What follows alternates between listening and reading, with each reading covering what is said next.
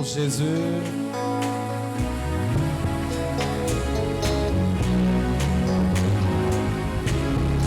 Acclamons pour le grand Jésus.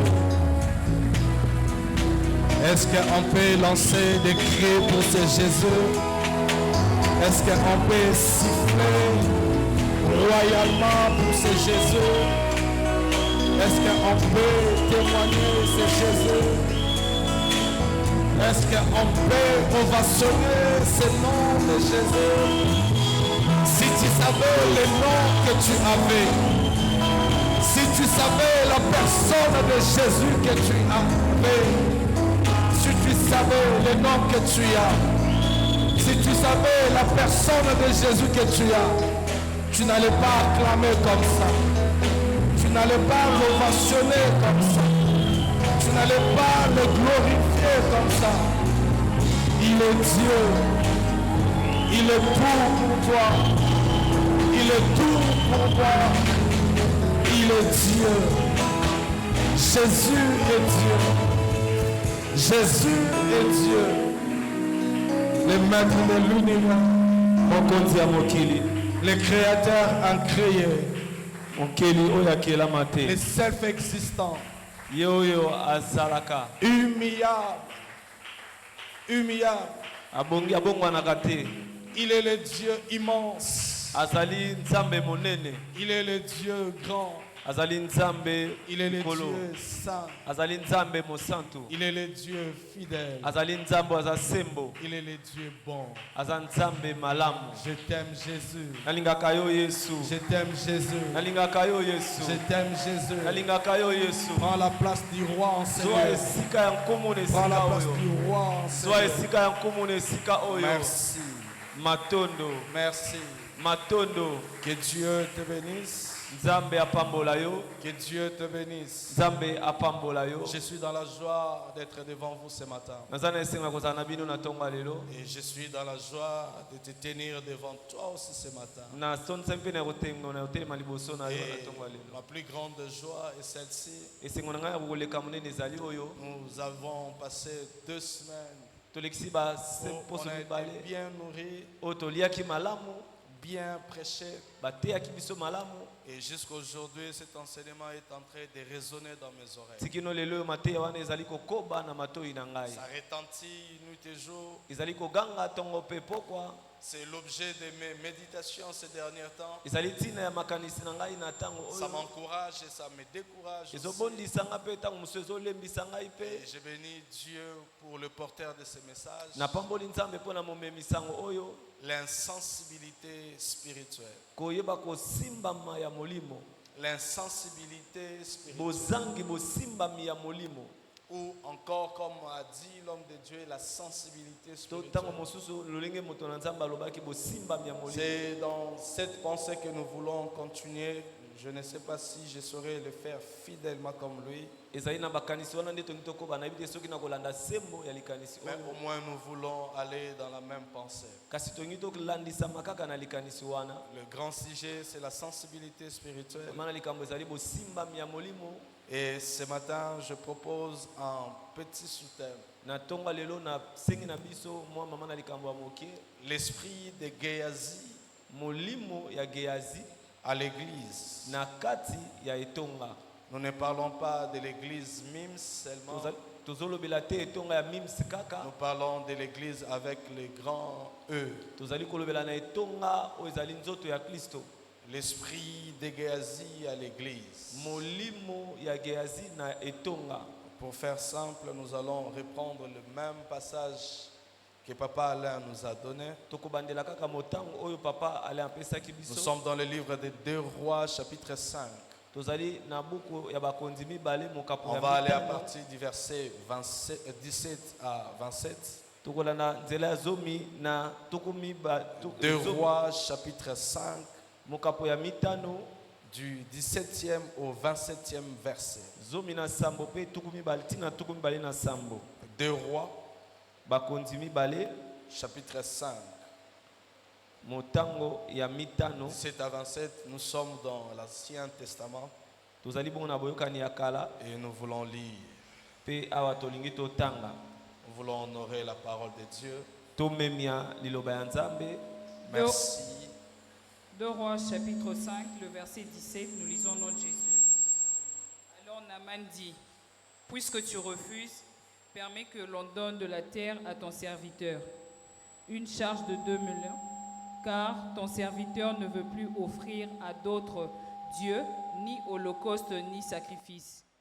Il n'en offrit qu'à l'Éternel. Voici, toutefois que j'ai pris l'Éternel de pardonner à ton serviteur. Quand mon maître entre dans la maison de Rimmon pour qu'il posterne et qu'il s'appuie sur ma main, je me posterne aussi dans la maison de Rimmon. Veille l'Éternel, pardonnez à ton serviteur. Lorsque je me prosternerai devant la maison de Rimmon, Élisée dit, va en paix. Alors Naaman eut quitté Élisée et qu'il fut à une certaine distance.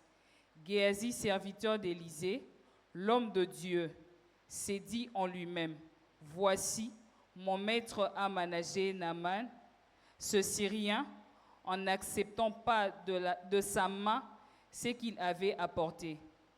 L'Éternel est vivant. Je vais parcourir après lui et j'en obtiendrai quelque chose. Et Géasi courut après Naaman, et Naaman, le voyant courir après lui, descendu de son char pour aller à sa rencontre, et dit, tout va bien. Et il répondit, tout va bien. Mon maître m'envoie te dire, voici, et il vient d'arriver chez moi 2 jeunes gens de la montagne d'Éphraïm.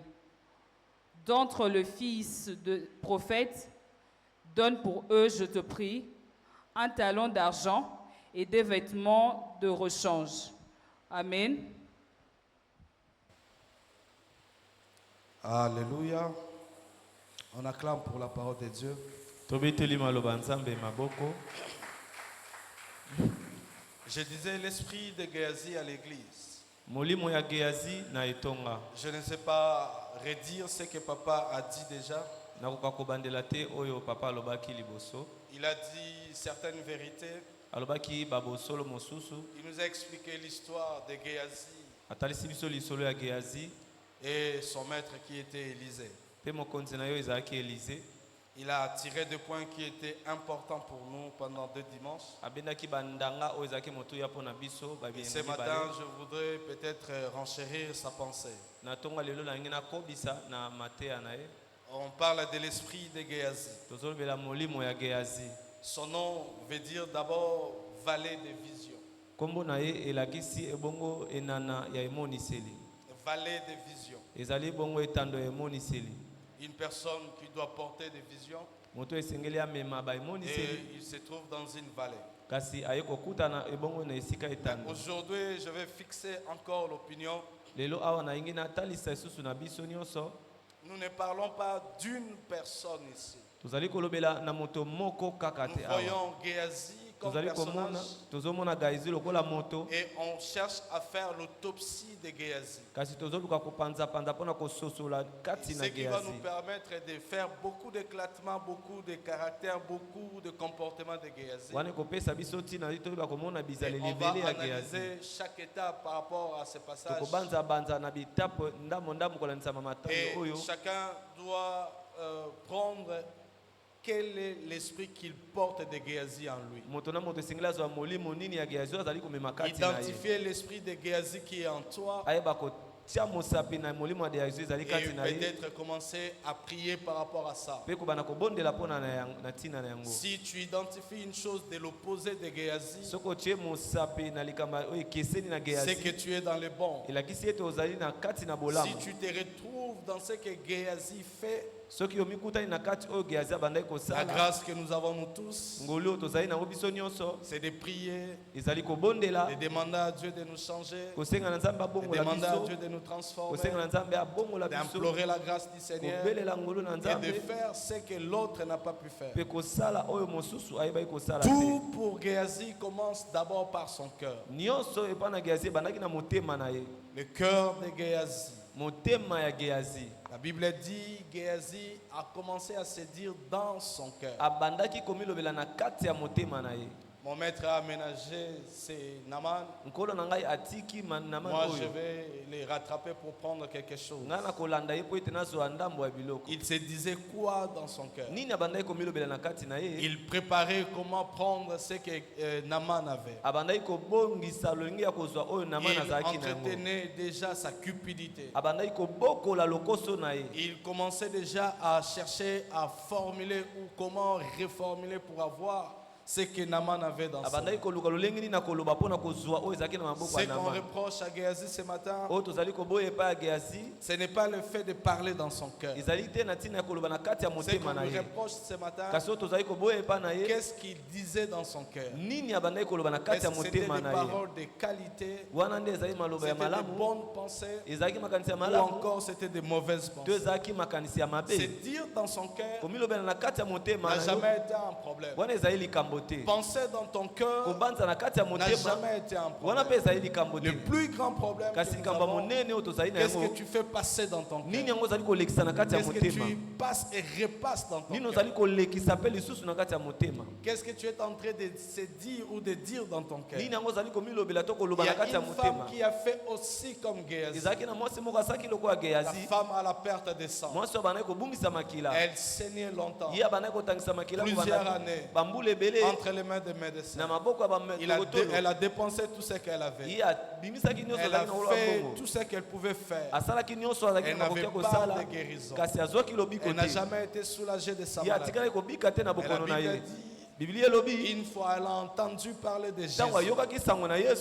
Elle a entendu parler de Jésus. Et comme elle était une femme qui saignait beaucoup, on la prenait comme une femme impure. Une femme impure.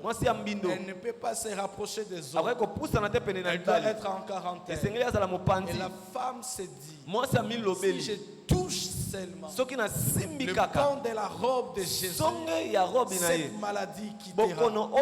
Cette maladie me quittera. Et c'est ce qu'elle se disait dans son cœur. Ce n'était pas une mauvaise chose. C'était une bonne chose. C'est dire quelque chose dans ton cœur, ce n'est pas une mauvaise chose. Mais quelle décision tu as maintenant dans ton cœur? Quelle pensée tu as maintenant dans ton cœur? Qu'est-ce que tu es en train de réfléchir maintenant? Qu'est-ce que tu es en train de faire passer dans ton cœur? Il y a les sentiments qui t'envahissent. Il y a peut-être les mauvaises émotions qui t'envahissent. Et tu as même de mauvais pressentiments. Tu as des choses que tu dois absolument faire. Tu as des choses que tu dois véritablement faire. Mais tu te dis certaines choses dans ton cœur. Tu te dis certaines vérités dans ton cœur. Comme cette femme à la perte de sang, elle a aussi fait la même démarche que Géasi. Dans son cœur, elle disait, si je touche seulement le pan de la robe de Jésus, je serai guéri. Et Géasi à son tour, elle se disait aussi dans son cœur, si moi aussi j'arrive à aller vers cet homme, je peux prendre quelque chose de lui. On lui reproche ce qu'il disait de mauvais. Tu ne peux pas continuer à entretenir tes mauvaises pensées. Tu ne peux pas continuer à entretenir ta mauvaise décision. Tu dois prendre de bonnes décisions. Tu dois faire passer dans ton cœur de bonnes paroles. Laisse-moi te dire ce matin, la chute ne commence pas par un acte. La chute ne commence pas par une heure. La chute ne commence pas par une action. Mais la chute commence par une pensée. La chute commence par une pensée. Plus tu as une pensée, si tu ne contrôles pas la pensée, la pensée va devenir un acte. Et l'acte, c'est le plus grand grand interprète de la pensée. Il n'y a pas un bon interprète comme l'acte. L'acte ne fait qu'interpréter ce que la pensée dit. L'acte ne fait qu'interpréter ce que la pensée est en train de concevoir. Plus tu conçois de mauvaises choses, plus tu enfanteras de mauvaises. C'est impossible que je puisse être conçu ou concevoir de mauvaises pensées et qu'au niveau de l'interprétation, au niveau de l'exécution, que je tombe par le bon sac. Plus mes pensées sont négatives, plus mes actes seront négatifs. Plus je suis en train d'être mauvais dans mon cœur, plus mes actions seront mauvaises. Voilà pourquoi je suis en train de te dire, tu dois veiller sur ton cœur. Je suis en train de te dire, sois la sentinelle de ton cœur. Contrôle tes émotions. Contrôle tes pensées. Ce que tu dis tous les matins, c'est quoi ce que tu te dis? Quelle parole tu fais passer et repasser dans ton cœur? Est-ce que c'est une parole d'espérance, une parole de malédiction, une parole de découragement, ou encore une parole de foi? Des fois, tu n'as que toi pour que tu sois encouragé. Des fois, tu n'as que ton cœur pour que tu sois affermi. Des fois, tu as besoin de toi-même pour que tu puisses aller très loin. Continue de veiller sur ton cœur. Continue de penser sur ton cœur. On nous a parlé de Judas ou encore de Simon-Pierre. Mais laisse-moi te dire ce matin, il y a beaucoup de ressemblances entre Judas et Géasi. Géasi, un homme cupide. Judas, c'est un homme cupide. Si tu regardes les deux personnages, leur problème c'est au niveau du cœur. L'autre aussi avait un mauvais cœur. Il pensait comment vendre Jésus. Il pensait comment gagner l'argent derrière les dos de Jésus. Même si tu étais cupide, mais c'est lui qui est censé être ton maître. C'est lui qui est censé être ton leader. C'est lui qui est censé être ton pasteur. Et tu veux le vendre pour gagner de l'argent. L'esprit de Géasi, c'est l'esprit de Judas. Le cœur de Judas, c'était un cœur fragile. C'était un cœur sans porte. C'était un cœur où il n'y avait pas de sentiments. C'était un cœur où tout le monde, toutes les pensées peuvent passer. Jésus a été tenté une fois à la montagne. Et le diable a pris un mur. Il n'a pas pu percer. Et après avoir tenté Jésus, Jésus l'a chassé. Le diable devait partir. Mais il a dit à Jésus une chose: je pars. Au moment opportun, je reviendrai. Chassé, vaincu, il est parti, mais dans un coin. Sachant qu'il doit retourner. Et laisse-moi te dire ce matin, ce que tu as vaincu aujourd'hui, ce n'est pas une assurance pour demain. Si tu n'as pas bu aujourd'hui, si tu n'as pas fumé aujourd'hui, si tu n'as pas volé aujourd'hui, rien ne te rassure que demain tu ne voleras pas. Rien ne te rassure que demain tu ne fumeras pas. Comme tu as vaincu aujourd'hui, tu dois vaincre demain. Comme tu as résisté aujourd'hui, tu dois résister demain. Et le diable est parti. Il attendait le bon moment pour revenir. Et le bon moment, c'était revenir par Judas. La porte de cœur de Judas était ouverte. Pas de sentinelle, pas de porte, entrouverte. Et le diable est passé par là. Regarde ce qui était arrivé. Jésus, le maître de Judas. Jésus, c'est lui qui a fait le choix de Judas. Jésus, c'est lui qui mangeait anytime avec Judas sur la table. Jésus, c'est lui qui parlait à tout le monde sans exception. Il prêchait de la même manière, même parole, même vérité, même amour. même intention pour sauver les autres. Et Judas dans son cœur, le diable était déjà entré. Et tu dois savoir, la pensée que j'ai, c'est déjà l'entrée du diable ou pas. Ce que je suis en train de dire, ça vient d'où? La source, elle est de Dieu. La source, elle est diabolique. Ce que je suis en train de réfléchir, ça me vient d'où? La motivation que j'ai, ça me vient d'où?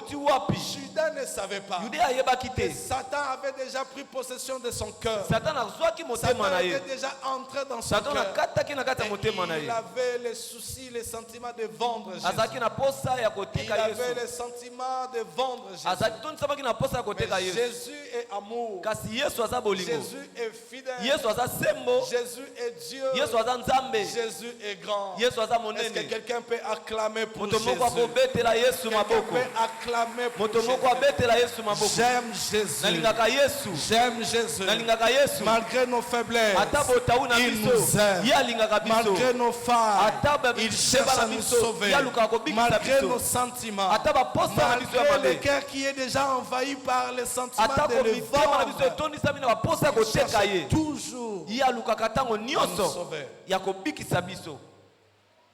Le cœur de Judas est rempli. Et Jésus a appelé ses 12 disciples. Il a lavé les pieds de ses disciples.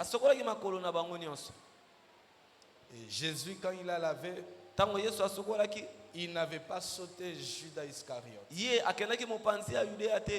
Même Judas, l'Éternel a nettoyé ses pieds, purifié sa personne. Mais son problème, ce n'était pas de voir l'acte que Jésus avait fait.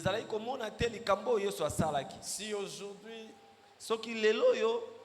je te demande de laver les pieds de l'autre, je ne sais pas si tu vas le faire bien. Je ne sais pas où est-ce qu'il a foulé ses pieds. Il était sur où, sur quoi? Mais Jésus n'a pas regardé. Les pieds enflés, les pieds sales, les pieds puants. Tout ça là, Jésus n'a pas regardé. La bonne nouvelle, c'est que Jésus a nettoyé les pieds. Et l'acte de laver les pieds, c'est un acte qui a une interprétation d'humilité. L'amour, la considération. Ça veut dire, pendant que Judas avait la pensée de vendre Jésus, Jésus s'est humilié devant cet homme. Il a lavé les pieds de Judas. Jésus l'a montré son humilité. Jésus l'a montré son amour. Jésus l'a montré la considération. Mais malgré tout ça là, ça n'a pas changé la pensée de Judas de vendre Jésus. Il a mangé avec lui. Il a mis la main dans une même assiette, assis sur la même table. Cela n'a pas changé le cœur de Judas. Et cela prouve que le cœur de l'homme est mauvais. Certaines personnes, tu peux tout faire pour lui, même malgré que tu es en train de faire des choses pour lui. Et cela ne changera pas son opinion de te trahir. Cela ne changera pas son opinion de te faire du mal. Jésus, comme Dieu savait que cet homme va me trahir, il a dit, l'un de vous me trahira. Mais poussé par l'amour du Sauveur, je vais sauver cet homme. Et Jésus parlait même de cet acte pour que nous puissions parler de la purification d'une personne, même une personne pour qu'il puisse être sûr de sa propreté. Il doit s'assurer d'abord que ses pieds sont propres. Et Jésus voudrait montrer que Judas, tu es pur. Je lave tes pieds. Mais Judas dans son cœur, il voyait une marchandise. Il voyait quelqu'un de vandale. Et il comptait déjà des millions sur la tête de Jésus. Tu peux beau faire des choses. Si quelqu'un décide de te trahir, il te trahira. Tu peux nourrir. Tu peux encadrer.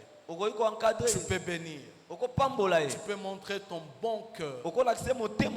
Si une personne décide d'arrêter ta vie, il va le faire. Tu peux même encadrer. Si une personne décide de t'empoisonner, il ne peut pas s'empêcher de se sentir. Le cœur de l'homme est mauvais. Le cœur de Géasi était mauvais. Le cœur de Judas était mauvais. C'est lui, c'était pour la première fois dans sa vie une personne, un homme comme lui. Un homme qui est supérieur à lui. Il s'est rabaissé pour lui laver les pieds. Même dans sa vie, sa femme n'a jamais eu à faire cet acte. Mais un homme qu'on appelle Jésus a lavé les pieds de Judas. Et Judas n'a pas changé sa décision de vendre Jésus. Et ses pieds étaient encore propres pour vendre Jésus. Ses pieds étaient encore propres pour qu'il puisse avoir l'argent. Le Jésus que je prêche, ce n'est pas une marchandise. Le Jésus que je présente, ce n'est pas à exposer dans un comptoir. Le Jésus qui est venu, il est le sauveur. Il est celui qui cherche à nous sauver.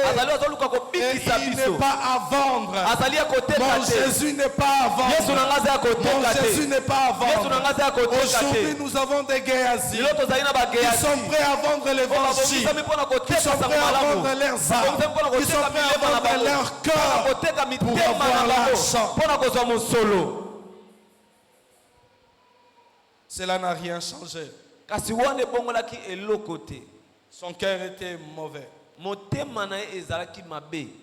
Vérifie ce que tu médites. Vérifie ce que tu penses. Et ma recommandation pour toi, c'est de beaucoup prier pour ton cœur. Toutes les fois tu as le temps d'être présent dans la présence de Dieu, à la maison, à l'église, partout où tu auras le temps de prier. L'une des requêtes que tu ne dois pas manquer dans ta prière, le cœur. Dis à l'Éternel de garder ton cœur. Dis à l'Éternel de bénir ton cœur. Dis à l'Éternel de préserver ton cœur. Dis à l'Éternel de ne pas laisser que ton cœur soit l'endroit où tu seras choqué à tout moment. Prie pour ton cœur. N'oublie pas cette requête. Tu as besoin d'argent. Mais si l'argent vient et que ton cœur est mauvais, cet argent ne servira à rien. Tu as besoin de la gloire. Si la gloire arrive et que tu as un mauvais cœur, cela ne servira à rien. Tu as besoin de quelque chose. Prie pour ton cœur. Tu as besoin du mariage. Prie pour ton cœur. Et deuxième recommandation, je te demanderai de prier pour le cœur de tes proches. L'endroit le mieux utilisé par le diable, c'est le cœur des autres. Le diable peut passer par le cœur de quelqu'un d'autre pour te faire mal. Ne t'arrête pas de prier pour le cœur de ton mari. Ne t'arrête pas de prier pour le cœur de ton voisin. Ne t'arrête pas de prier pour le cœur de ton pasteur. Toi, pasteur, prie pour le cœur de tes collaborateurs. Toi, homme de Dieu, prie pour le cœur des gens à qui l'Éternel t'a donné. Prions pour nos cœurs. Prie pour le cœur de quelqu'un d'autre. Un cœur aimant aujourd'hui peut être un cœur qui peut te faire mal. Quelqu'un qui était prêt à faire tout pour toi. Et demain il peut changer. Parce qu'il commence à filer les mauvais cotons. Il commence à avoir de mauvaises pensées. Il commence peut-être à être tenté par de mauvaises pensées. Et toutes les fois que nous prions, prie pour ta fiancée, prie pour le cœur de ton fiancé, prie pour le cœur de tes enfants, prie pour le cœur de tes collaborateurs, prie pour le cœur, parce que le diable peut passer par le cœur de quelqu'un d'autre pour ta tête. Je n'ai pas des amis à Japon. Je n'ai pas de relations à Japon. Et du coup, je n'aurai pas aussi des ennemis là-bas. Mais ici, c'est là où j'aurai des ennuis. Parce que je te connais. J'ai une relation avec toi. Tu peux me trahir. Tu peux me combattre. Tu peux me déséquilibrer. Tu peux me désorienter. Touche ton cœur. Touche ton cœur. Dis à moi ton cœur. Dis à moi ton cœur. Seigneur, que je veille à mon cœur. Seigneur, que je veille sur mon cœur. Seigneur, que je mette de bonnes paroles dans mon cœur. Je prie pour le cœur de ma femme. Je prie pour le cœur de mon pasteur. Je prie pour le cœur de mes parents. Je prie pour le cœur de mes enfants. Tu peux avoir des enfants qui ont l'argent. Mais si ces enfants n'ont pas un bon cœur, tu peux avoir des frères vachement friqués, bien positionnés. Mais au moment où leur cœur est mauvais, tu ne verras rien et tu n'auras rien. Ce n'est pas son problème. Le problème, c'est son cœur. Et veille sur ça. Prie pour le cœur. Et c'est un exercice à faire tous les jours. Deuxième problème de Géasi, c'était les mensonges. Et avant de passer au deuxième problème, je ne sais pas si je vais finir. J'ai au moins 11 ou 12 points. Est-ce que tu t'es retrouvé dans l'esprit de Géasi? Comment est ton cœur? Est-ce que tu contrôlais ton cœur, tu contrôles ton cœur, ou tu laissais ton cœur ramasser tout? Je reste encore sur ça pour te dire, même des mauvaises paroles ne mettent pas trop dans le cœur. Nous sommes conscients plus de mauvaises paroles que de bonnes paroles. Oncle t'avait dit, c'est ce que tu as gardé. Tant t'avais déclaré, c'est ce que tu as gardé. Mais comme tu ne sais pas contrôler ton cœur, c'est un passoire. Tout passe. Et ce n'est pas bon. À cause de ce cœur, ça va te manquer une chose: la maîtrise.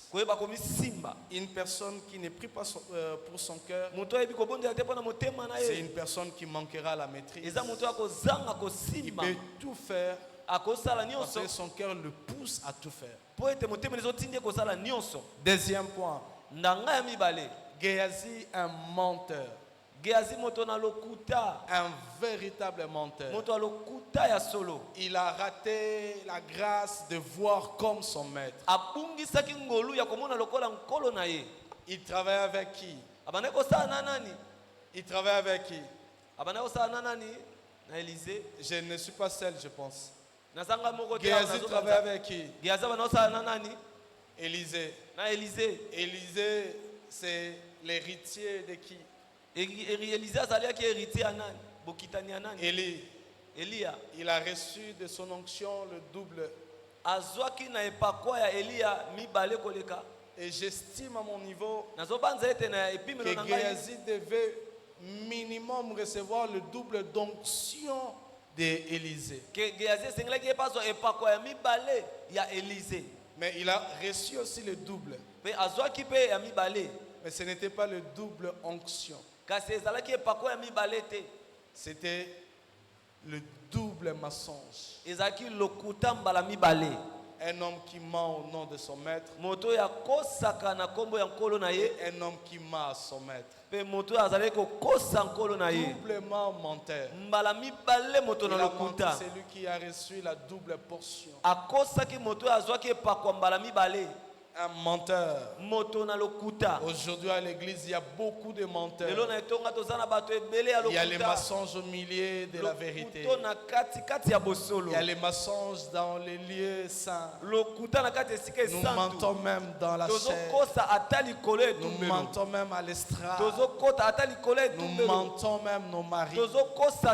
Un Géasi qui est là en train de mentir à ses parents. C'est à $50, mais il dit à ses parents $70. Un Géasi qui est là, qui ne remet jamais l'argent qui est resté. C'était 5 000 francs. Tu gardes dans l'idée que papa a oublié. Ce n'est pas l'oubli, c'est l'esprit de Géasi. Tu ne sais pas remettre la monnaie. Il y a même des gens qui falsifient des documents. Parce que ce sont des menteurs et ils sont animés par l'esprit de Géasi. Un Géasi, c'est celui qui ment au nom des eaux. Tu dis qu'il avait dit, mais au moment où il n'avait pas dit. Tu dis qu'il avait fait au moment où il n'avait pas fait. Pourquoi dans ta bouche tu ne peux pas prendre la décision de dire la vérité? Si toi tu ne dis pas la vérité, tu n'es pas de Dieu. Jésus aime la vérité. On va te taper, dis la vérité.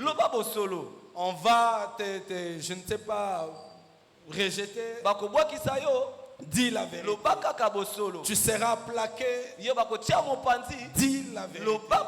Aujourd'hui, la vérité a disparu à l'église. Chrétiens, mais nous ne disons plus la vérité. Nous ne voulons plus même de la vérité. Tout celui qui dit la vérité est considéré comme songi. Et celui qui est en train de colporter à cause de sa vérité est haï. On te trouve très dangereux parce que tu dis la vérité. On dit que tu es indiscret parce que tu dis la vérité. Il y a les mensonges au milieu de nous. Il a menti au nom de son pasteur. Il a menti au nom de son père spirituel. Combien de personnes mentent au nom de leur mentor? Le pasteur m'a demandé de venir prendre l'argent. Tu marches dans la maison d'autrui. Tu marches chez des gens. Prier et demander l'argent au nom de l'église. Au nom de Jésus. Est-ce que c'est Jésus qui t'a envoyé de faire ça? Est-ce que c'est le pasteur qui t'a envoyé de faire ça? Nous mentons facilement. Et nous mentons au nom de Dieu. Aujourd'hui, il y a beaucoup de prophètes menteurs. Il y a beaucoup de bishops menteurs. Il y a beaucoup d'apôtres menteurs. Il y a beaucoup de serviteurs de Dieu menteurs. Ils se mettent devant le peuple de Dieu. Dieu m'a dit. Est-ce que tu es sûr que Dieu t'avait dit? Est-ce que ce que Dieu est en train de dire, ça vient réellement de Dieu? Ça parce que l'église, il y a l'esprit de Géasi au milieu de nous. Même là où Dieu n'a pas dit, tu es en train de dire que Dieu m'a dit. Comment je vais dire ça à mon père spirituel? Comment je vais présenter ça à l'assemblée? Mais pour que cette vérité, ce mensonge passe pour une vérité, je dois dire que Dieu m'a dit. Quand il va entendre que Dieu m'a dit, il sait que c'est Dieu et il ne fera rien. Il n'y aura pas l'opposition. Est-ce que Dieu t'a dit de dire ça? Toutes les fois que tu dis Dieu m'a parlé, est-ce que Dieu t'avait réellement parlé? Ne mentez pas au nom de Dieu. Et il y a beaucoup de menteurs. Aujourd'hui, ici, tu es saint. Et de l'autre côté, tu es païen. Nous mentons nos maris. L'esprit de Géasi te pousse d'aller prendre d'autres femmes. L'esprit de Géasi te pousse d'avoir deux jeunes hommes. Tu es déjà fiancé, mais tu as un autre fiancé. Tu es déjà fiancé, tu vis avec quelqu'un d'autre. Parce qu'en toi, il y a l'esprit des mensonges. Tu ne peux pas dire la vérité. Tu ne sais pas faire la vérité. Le mensonge te réclamera un jour. La Bible a dit, même les menteurs ne verront pas Dieu. Ce n'est pas seulement aux impudiques, ce n'est pas seulement aux sorciers, ce n'est pas seulement aux magiciens. Même les menteurs ne verront pas Dieu. Un menteur que tu es. Tu as l'esprit de Géasi. Géasi a dit, mon maître m'a envoyé. Est-ce que Élisée l'avait envoyé? Et aujourd'hui, nous venons au nom de Dieu pour prendre l'argent dans les poches des fidèles. Est-ce que c'est Dieu qui t'a envoyé? Et ce que Géasi m'a énervé, il a dit, le Seigneur est vivant. Je vais prendre. Nous mentons et nous prenons Dieu comme un témoin.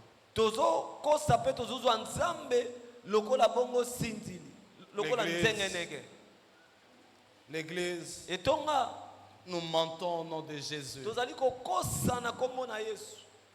Dieu t'a dit, il t'a dit quoi?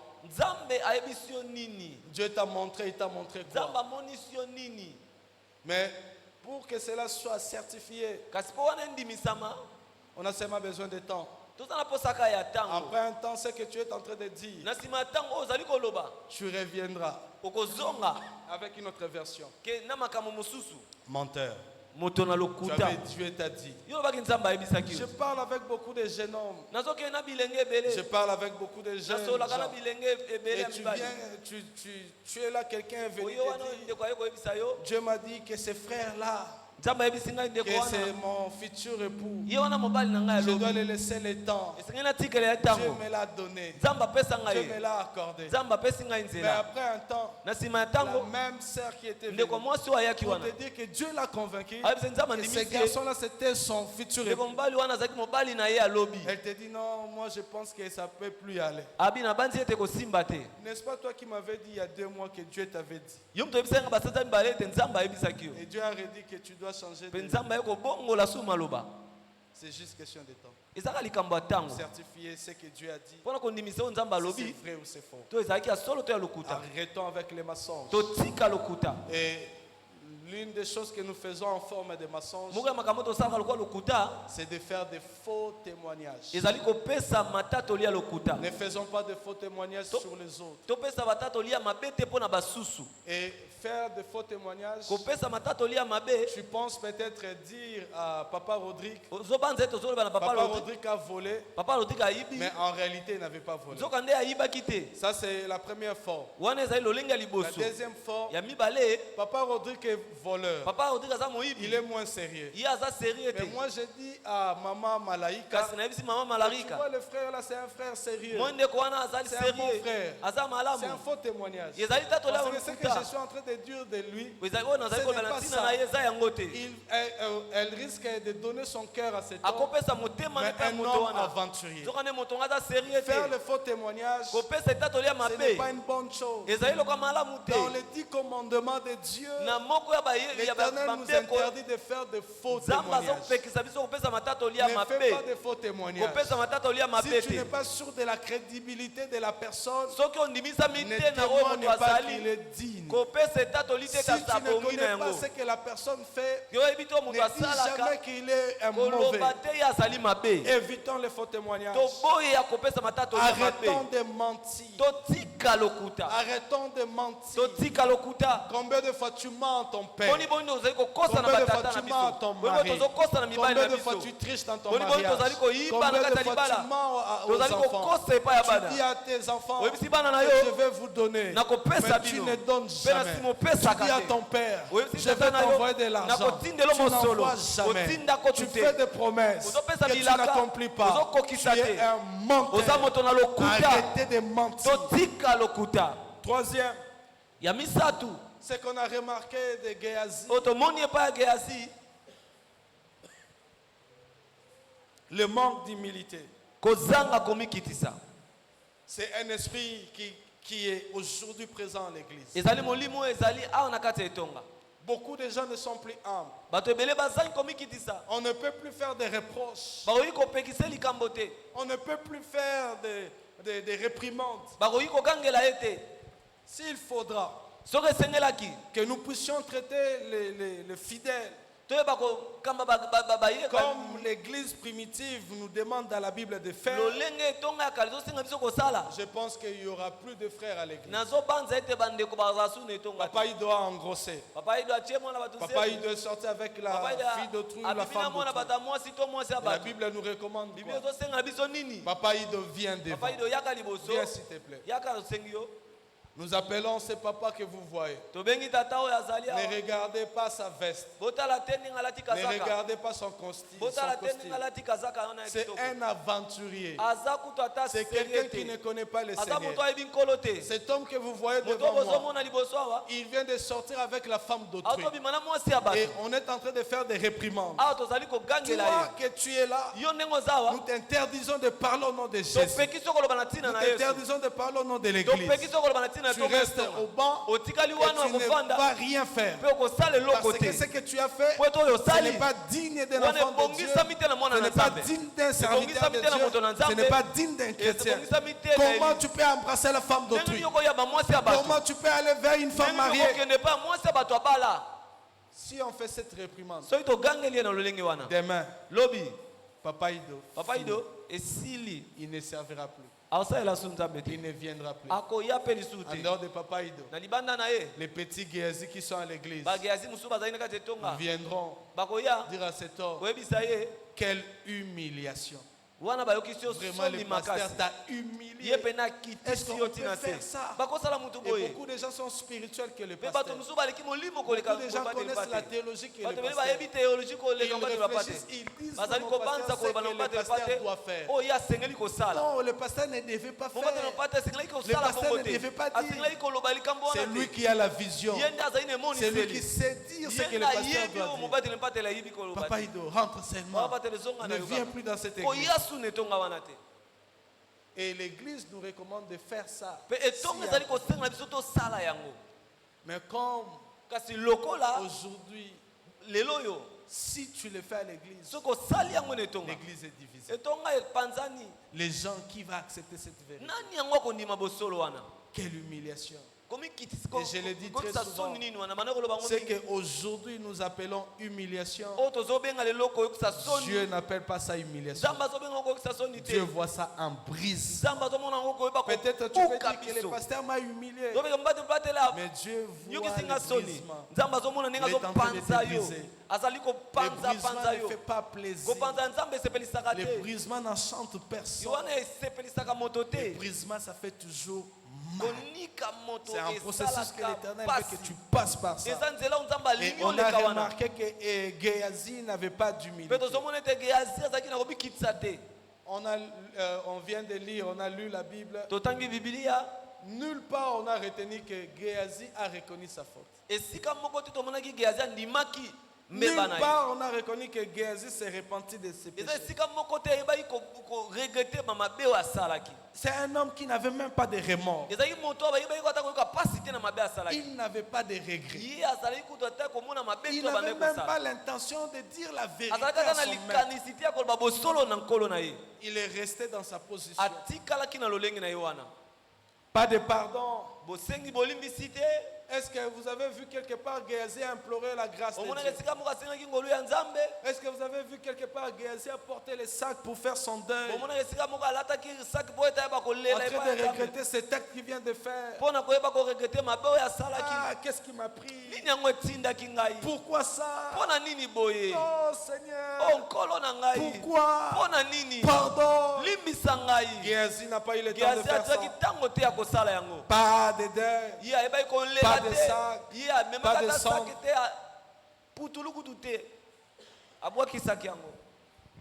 Manque d'humilité.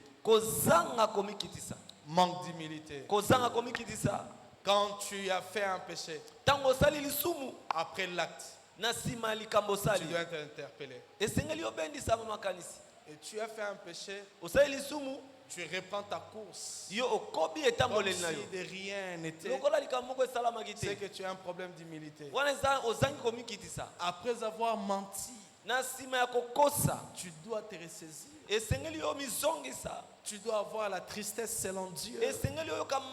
Tu dois avoir des remords. La Bible dit la tristesse de ce monde nous amène à la mort. Mais la tristesse selon Dieu nous amène à la repentance. Ce que Dieu veut, après les bavures, après les péchés, après peut-être avoir fait les désordres ou se désorienter, le plus important c'est de revenir. Aujourd'hui, nous n'avons pas de chrétiens humbles. Si tu ne sais pas dire pardon à ton père que tu vois, ce n'est pas à Dieu que tu demanderas pardon. Nous avons beaucoup de gens qui sont humbles mais qui ne sont pas humbles. Ce n'est pas à Dieu que tu as offensé. Tu m'as giflé. C'est moi qui ai mal. Tu m'as giflé. C'est moi qui regrette de cet acte. Mais tu me laisses pour demander pardon à Dieu. Tu n'avais pas giflé Dieu. Tu n'avais pas fait du mal à Dieu. Mais c'est moi d'abord. Si tu as corrigé avec Dieu, c'est bien, c'est une bonne chose. Rentre, viens aussi me demander pardon. Tu as triché.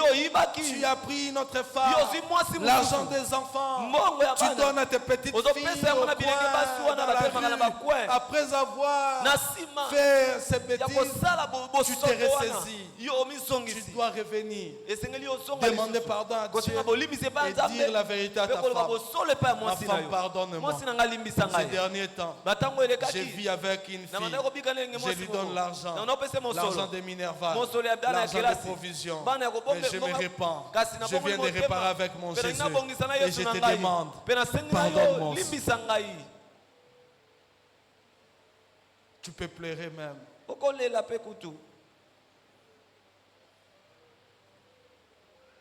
Mais aujourd'hui, nous avons des yakuza même à l'église. Nous avons des chrétiens noko.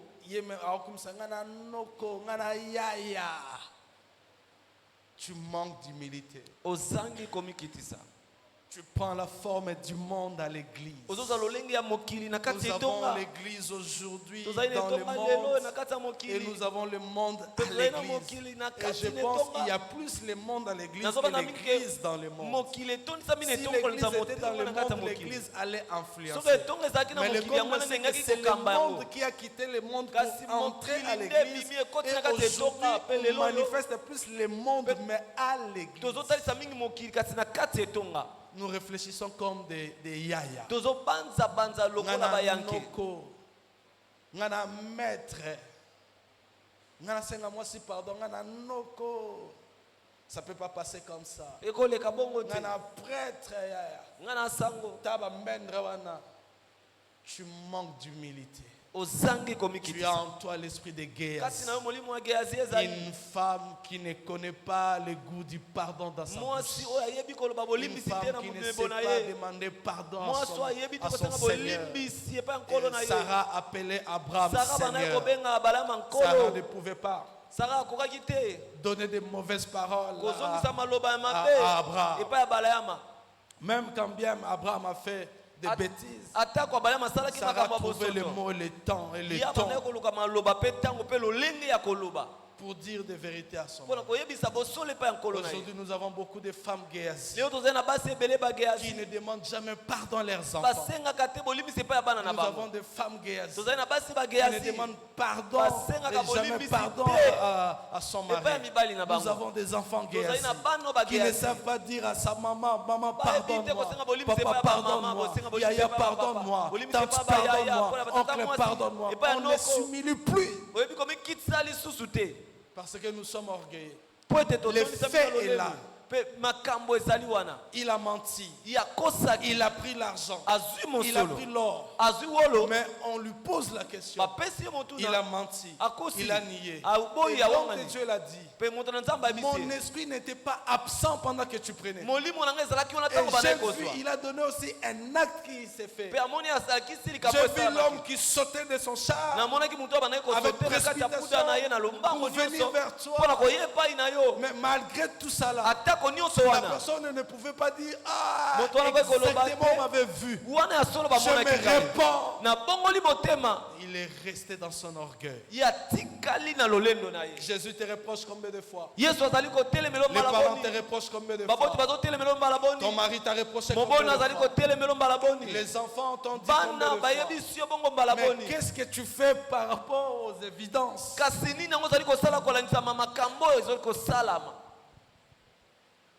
Nous sommes des orgueilleux. Nous n'avons même pas l'intention d'implorer la grâce de Dieu. L'esprit de Géasi, tu peux entrer dans la présence de Dieu sans pourtant commencer dans le pardon. Et tu vas faire quoi? La prière d'un pécheur, c'est une abomination devant Dieu. Nous prions beaucoup, mais nous prions mal. Nous prions beaucoup, mais nous n'avons pas de résultats. Juste parce que nos prières ne sont pas préparées par les pardons. On n'introduit pas par les pardons. Et un vrai chrétien n'a pas besoin d'attendre la prière pour faire la repentance. Un vrai chrétien, c'est celui qui se ressaisit à tout moment. Je viens de faire une chose et je me ressaisis. Seigneur, je viens maintenant là. Je viens maintenant de parler du mal de l'homme de Dieu. Ce que j'ai dit, c'est pas dit. Pardonne-moi. Je me répands. On ne fait plus ça. Et tout ça là, c'est le manque de la sensibilité spirituelle. Si tu es sensible spirituellement, tu sauras que ce que je viens de dire, ce n'est pas une bonne parole. Si tu es sensible, tu sauras ce que je viens de poser comme un acte, ce n'est pas un bon acte. Je dois me ressaisir. Je dois demander pardon et avancer. Et ce que nous remarquons, je pense que ça doit être le dernier point. Le chantier est resté. C'est courir derrière les matériels. À l'église aujourd'hui, les gens ne courent plus pour la gloire de Dieu, mais nous courons derrière les matériels. Nous courons derrière la renommée. Nous courons derrière la richesse. Nous courons derrière la gloire. Et aujourd'hui, les gens courent derrière les mariages. Nous courons derrière les succès. Nous cherchons, nous faisons tout, on met beaucoup plus d'énergie pour avoir les matériels. On peut laisser un culte pour un rendez-vous. Mais par contre, si tu connais le Seigneur, tu vas prier, tu dis Seigneur, j'entre d'abord dans ta présence et je vais voir cet homme. Josué avait un problème. C'était urgent. C'était pressé. Mais il a d'abord commencé présenter son problème, parler à Dieu. Et la Bible dit, après avoir s'adressé à l'Éternel, il a dit, soleil, arrête-toi. L'ordre de priorité dans la sensibilité spirituelle est important. Quand nous avons la sensibilité spirituelle, on doit fixer l'ordre dans le priorité. Tu ne peux pas mettre les matériels avant. Tu ne peux pas mettre les avantages avant. Tu ne peux pas mettre les choses qui n'édifient pas avant. Mettons d'abord Jésus avant. Aujourd'hui, l'Église ne court plus derrière des révélations. Aujourd'hui, l'Église ne court plus derrière la connaissance de Jésus. Aujourd'hui, nous ne courons plus derrière la connaissance et la révélation de Jésus. Mais nous courons derrière les matériels. Une vérité que nous ignorons. La Bible dit, j'ordonne à la bénédiction de te suivre. J'ordonne à la bénédiction de te suivre. Et la Bible n'a pas dit, tu vas suivre à la bénédiction. Je viens d'ordonner de suivre la bénédiction. Aujourd'hui, au lieu la bénédiction de nous suivre, les chrétiens ont fait l'opposé.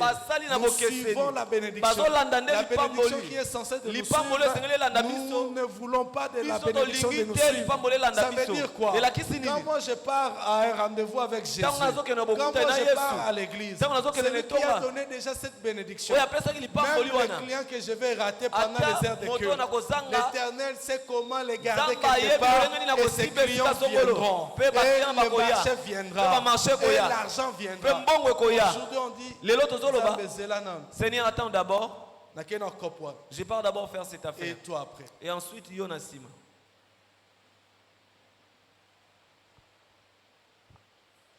Je suis choqué et béni au même moment. Tous les jours, il y a culte.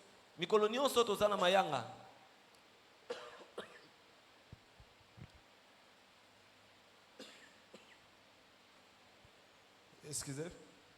Il y a une jeune sœur qui est ici. Elle n'est pas là. Elle doit être là. Elle ne manque jamais aux activités. Les Bika. Raissa, est-ce qu'elle est là? Merci. Acclamons Dieu pour cette dame. Tu peux reprendre ta place. Cette dame m'a beaucoup enseigné. Et cette dame, c'est un témoignage pour moi. Elle fait des beignets. Mais tous les jours où il y a culte, elle ne fait pas. Juste pour honorer son Dieu. Les mardis, elle ne vend pas. Les vendredis, elle ne vend pas. Si on fait 40 jours de jeûne et prière, 40 jours, il n'y aura pas vente. Tu fais comment pour vivre? Tu fais comment? Donc si je veux prendre les beignets, je sais que je dois prendre les mercredis, même les lundis, comme elle vient aux activités de maman, elle ne vend pas. Je l'ai même proposé, tu ne peux même pas mettre quelqu'un avant toi et après toi tu continues. C'est ma consécration. Quel amour pour Dieu. Quel sacrifice pour Dieu. Et il y a une deuxième personne qui me choque encore et qui me bénit.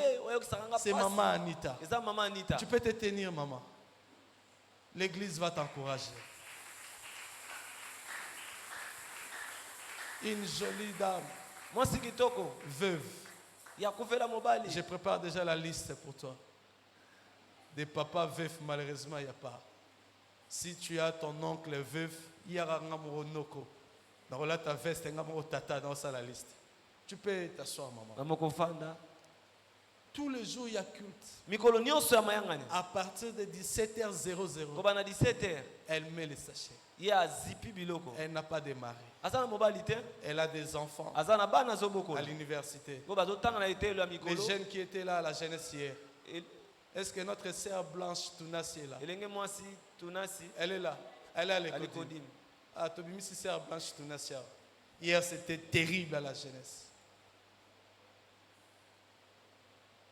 Elle doit nourrir ses enfants. Mais à 17h00, elle a tout fermé pour venir chercher Dieu.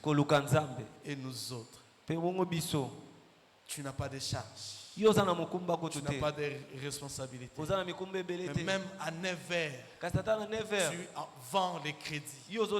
Même à 9h40, tu fais la monnaie. Mais si tu laisses ça pour Dieu, juste pour un temps, tu ne manqueras pas de clients. L'Éternel fera. Si tu avais reçu 2, de 8h à 9h, il va t'envoyer 24, de 10h à 10h30. Parce qu'il a dit, je vais ordonner. Ordonner veut dire je donne l'ordre à la bénédiction de te suivre. Et il n'y aura pas l'opposé. Ce n'est pas de suivre les mivets. Ce n'est pas de suivre les mivets. Ce n'est pas de suivre l'argent. L'argent doit te suivre. Je veux que tu travailles. Il y a la part de Dieu. Il y a la part de l'homme. Les dimanches, surtout, c'est les jours consacrés à Dieu. Aujourd'hui, nous avons la grâce. Après 10 heures, tu vas vendre. Tu peux aller dans cette coopération. Mais Dieu d'abord. Et quand il y a l'esprit de Géasi, une personne veut prendre même les derniers clients. Et les derniers clients, c'est les derniers clients. Donc, yes. Il veut seulement les derniers. Des fois, tu as manqué un culte pour les derniers clients. Dieu veut que nous puissions vaincre cet esprit de courir derrière. Ce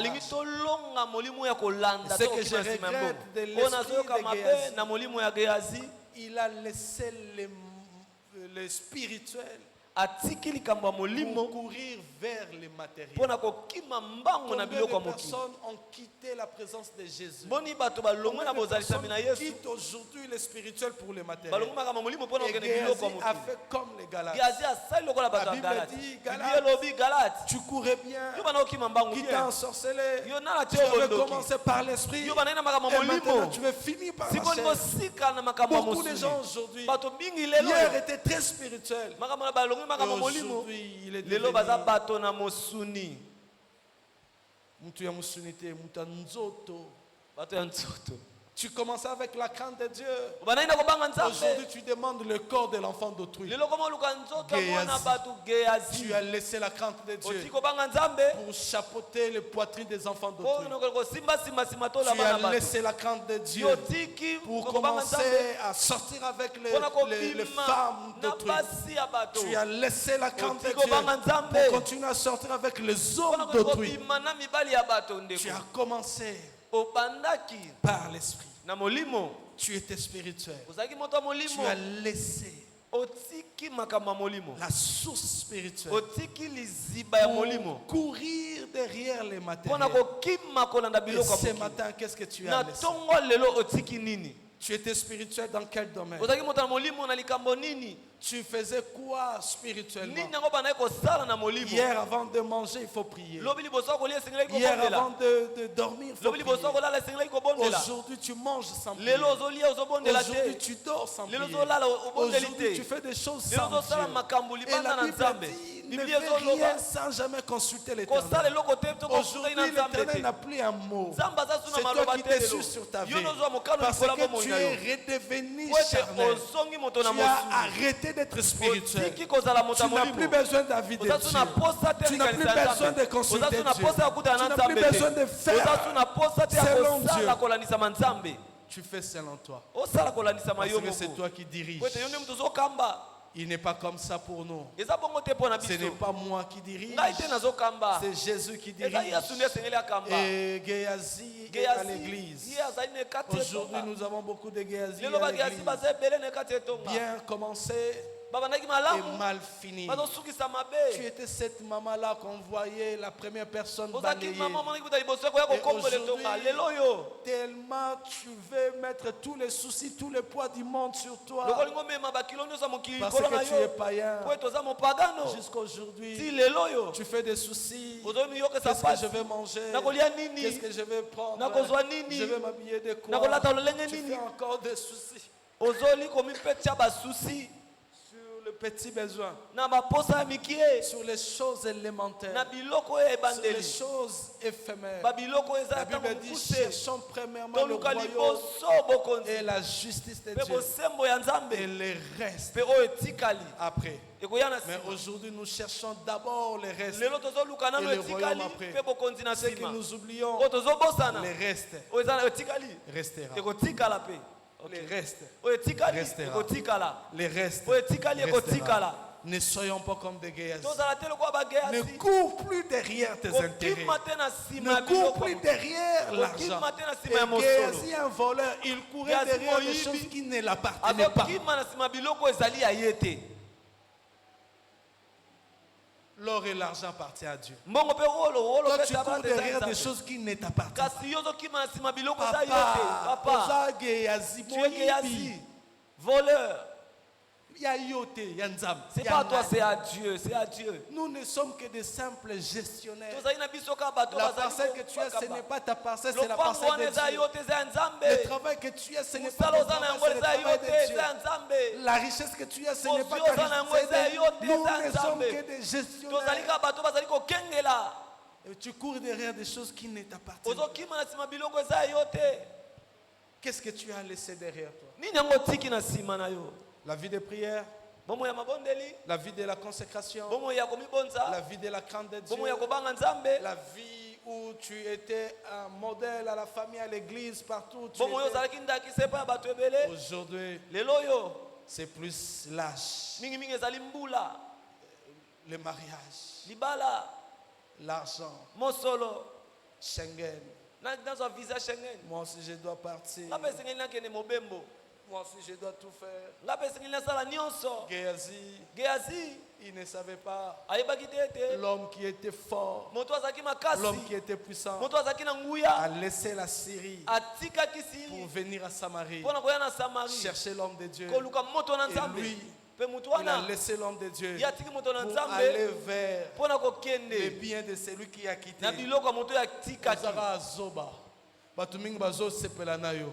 Tu n'as pas d'argent, mais tu dors peu. Tu n'as pas d'argent, mais tu as la paix de Jésus. Des personnes qui font des incantations la nuit, des personnes qui volent la nuit, ils sont en train de t'envier. Mais toi, tu as laissé la bonne endroit pour aller chercher l'argent. C'est juste parce que tu es charnel. Tu as arrêté d'être spirituel. Celui qui abandonne la spiritualité, il n'est que Géasi. On te propose quoi? Ce que tu cherches, même moi je peux te donner. Ce que tu cherches, un homme peut te donner. Là où tu es, la personne, l'homme ne peut jamais te donner ce que tu as. L'argent que tu cherches, des millions.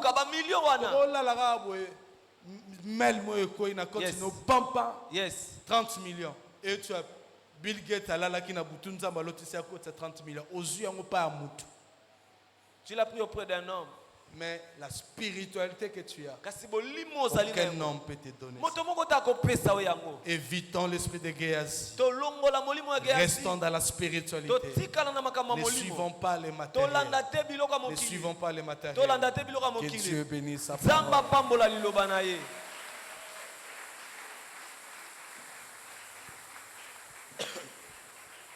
Baisse ta tête. Réfléchis. Que l'esprit t'anime. Que l'esprit t'anime.